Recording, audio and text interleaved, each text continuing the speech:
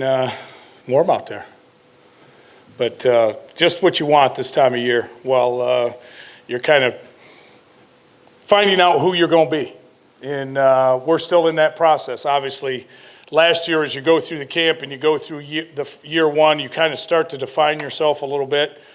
And we're in that process for year two, and it's going to take a minute. It's not immediate, and we're nowhere near where we want to be. I am pleased with the effort that we've gotten to start out camp. We're not that deep into it to draw any conclusions, and I know you're probably going to want to know about this, that, and the other thing. We're not at the conclusion point yet in any way, shape, or form. We've got the rest of this week and a big week coming up next week until we're, 2 weeks out, and those decisions will get made eventually. I think we've got the depth necessary to compete at several positions that we got to kind of let it sort out a little bit and see where it's at. And that's a good thing. That's not a bad thing. But overall, I'm really pleased with the effort. I think they want to be really good.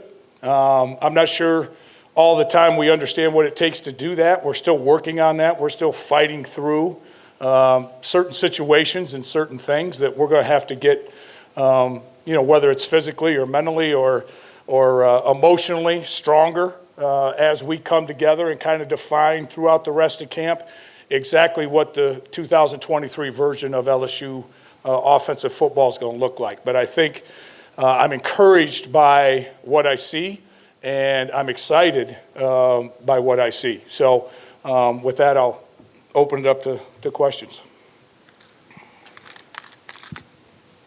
It seemed like Malik Neighbors was all over the place today. How have you seen him grow from when you first saw him last year to now? Yeah, I mean, there's a guy that, Malik, I have a lot of respect for on a number of different levels, but mostly because he comes to better his craft every single day. There's not a time where he doesn't have his complete attention on getting better at what he does on the practice field. And, people like that, you just naturally kind of, move towards. I mean, he is somebody that is a good example for especially the younger players in our program to watch, to emulate on how to show up every day, how to put yourself in a position where you can improve at the skills necessary, and really look forward to continuing to develop Malik as Malik develops Malik, because that's his mindset, and helping those other guys come along as well.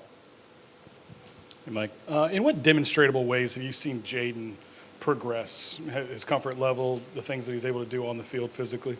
Yeah, I just think, year two allows him a comfort level from a knowledge standpoint, from a knowledge of not only offense, but knowledge of personnel standpoint, where he feels like he can let it rip a little bit more. And we continue to encourage him to do that more and more and more. And I think he's taken upon himself as much as anything to play that way and be aggressive and make sure that he's given opportunities where they're needed, and being smart with the football at the same time, but also understanding that we've got some pretty dynamic people around him that need to have their hands on the football, and he's done a really good job of continuing to develop where that's concerned. Has that dialogue with you changed at all? I don't know that it's changed as far as I think what it is it's like anything else, right? The more familiar you are with one another, sometimes the less that needs to be said, and maybe it's a look. Maybe it's a thumbs up instead of, hey, what the heck, this, that, or the other thing. So it's been a positive thing for sure. Hey, Coach, I know you also work with the tight ends. You got a lot of talent in that group, a lot of young guys. Can you kind of walk us through what you've seen from that group, maybe some individual standouts in the first week? Yeah. Mason obviously had a solid year for us a year ago, looking to build on that. Love where he's at from a physical development standpoint, and think the completeness of Mason Taylor's game is really going to come through this year that you guys are going to see. I don't know that I would call him a killer as a blocker a year ago. However, he learned how to survive and did a nice job and continued to develop as the year went along. I think when you move from there, obviously we brought in a junior college transfer, Connor Galbraith, who is more of a big body inline tight end who I think as experience in his knowledge of what we're doing comes along from a physical standpoint. He's certainly there, but he's swimming a little bit mentally, but I like what I've seen from him from an aggression standpoint.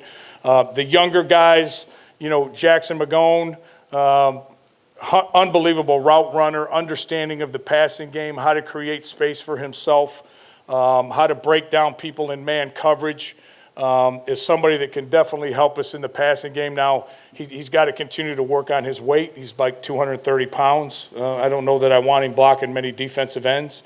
So he's still coming along. I think Mac Markway in particular has had the best camp so far as moving himself in a position to contribute to the team. Through a physicality standpoint, I think he's moving better in space. So there's some things that he can also give us in the passing game, which is welcome. And then, KP Pimpton is an unbelievable physical talent and a raw piece of clay that any tight end coach in America would love to have to work with. And he's got the ability at already gaining probably 15 pounds since he's been here and getting to 245 as a true freshman. An opportunity to help in both areas of what we ask our tight ends to do, provided he continues to develop, and I believe he will. So there's some blessings aplenty in that room. We got to figure out who fits best and where and how to really utilize those guys the best way. But it's exciting, and it's been a little bit of a journey kind of getting that room where we thought it could really contribute to the way that I believe it will this season. Coach, with the veterans you've got on offense and the numerous guys you've got at each skill position, are you seeing where there's things you can do offensively that you couldn't do last year? Are you seeing the possibilities? I definitely am, and I think they do too. And I think, year two in the system, obviously, they're not just worried about necessarily what their assignment is on a particular play call. We're past that. And we started to get past that probably 5 or 6 days into spring ball, and they carried that into the summer where there's a more understanding offense as a whole in what we're trying to accomplish, not just what we're doing, but why we're doing it. And, that how their job interacts with the job of the guy next to them, and the details in particular, my Lord, the details. You watch last year's tape of us, and we're out there in survival mode offensively. And now we're deeper into the details, and we understand defensive looks better and what causes us issues, what doesn't, how to adjust it.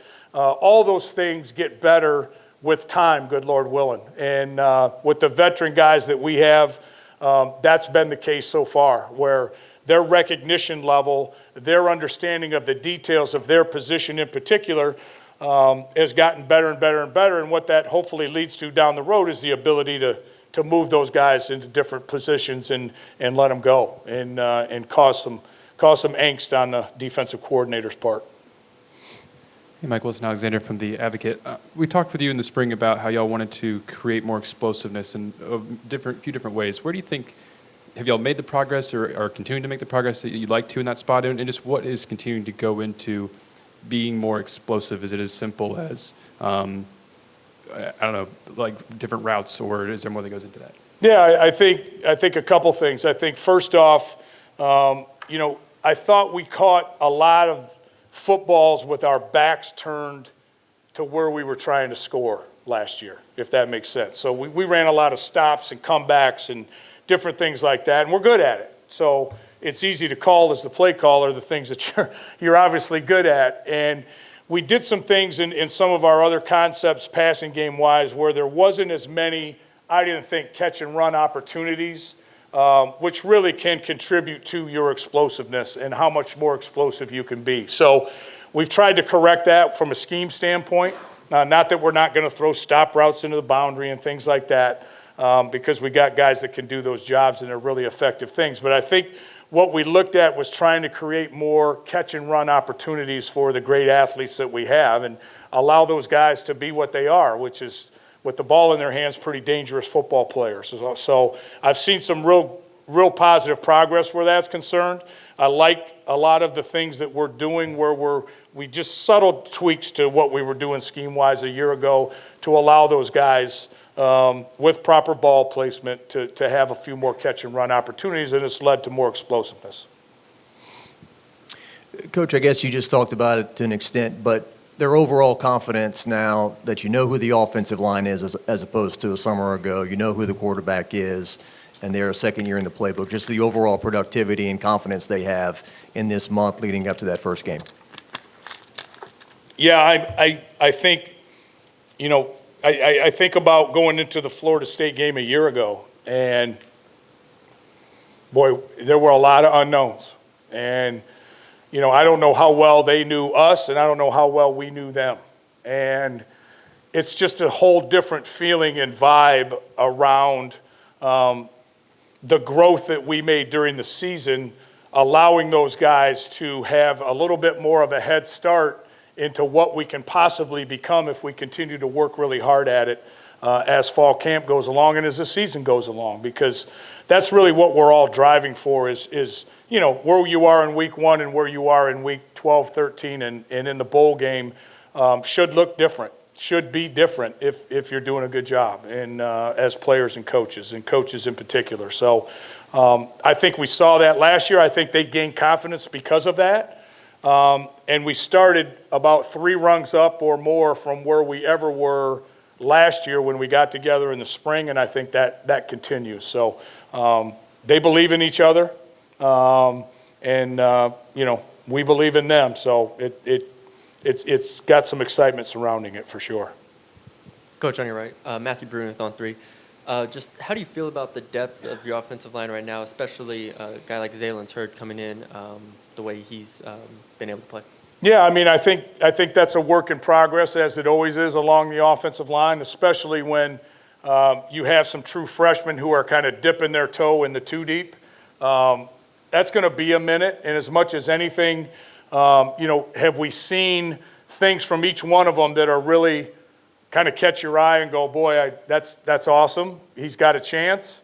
There has been, and from all of those younger kids across the front, you know.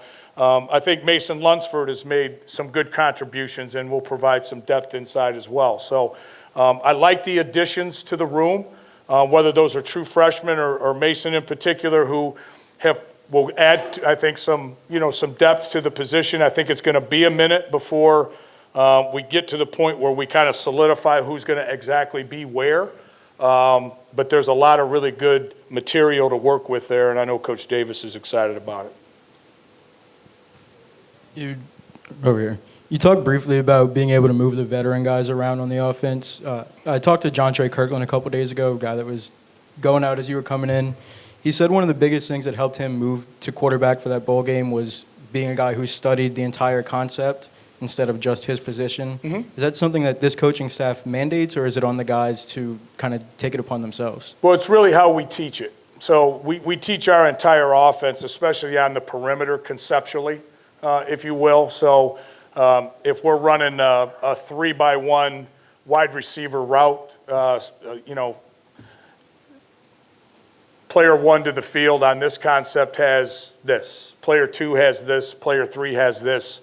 And I think if you teach it that way, it allows you to sometimes put who normally would be number 2 out at number 1, and he knows what to do, or number 2 at number 3, and flips guys around and put them in different spots to give the defense some different looks and kind of hide splits, hide formations, do some different things along those lines. So if they understand the concept of what you're doing, the parts become interchangeable, and you really have 5 skill guys on the field and 11 personnel at a time that you can kind of mad scientist and flip around wherever you feel like you can take advantage of the defense. And the more depth their knowledge is in understanding the concepts, regardless of position, the more versatility you can have. So that's a good thing. Hey, Coach. Glenn Wesco, 247. We were talking with Coach Kelly last week, and he was really excited about the opportunities to move Aaron Anderson around the offense. Just getting back to the explosive bit, I mean, just how does he fit in? Because it's really easy to notice how quick his change of direction is and just how explosive he can be. Yeah, I mean, he's a guy that has to touch the football. And, on me and the rest of the offensive coaches to make sure we're creative enough that we're using the skills that he brings to the table the right way. And he's obviously in the screen game. He's a very valuable piece. Touching the ball and running the ball on jet sweeps and things like that, sure, that's part of it.